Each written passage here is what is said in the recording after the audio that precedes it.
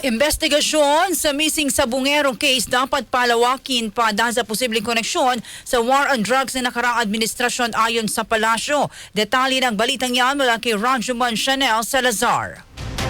RMN Live Report!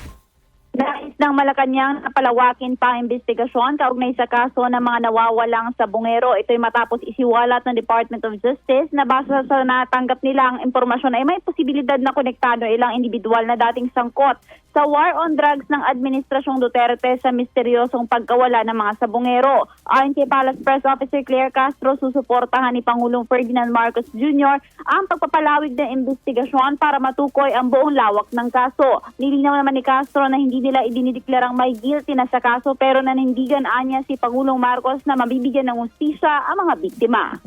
Mas lalo pa po dapat itong palawigin yung pag-iimbestiga rito.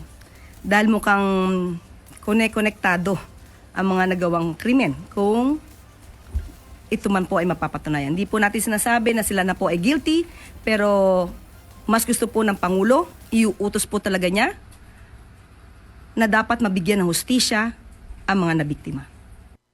Si Palace Press Officer Claire Castro, kasama mo sa DZXL RMN Manila, Radyo Man Chanel Salazar, Tatak, RMN.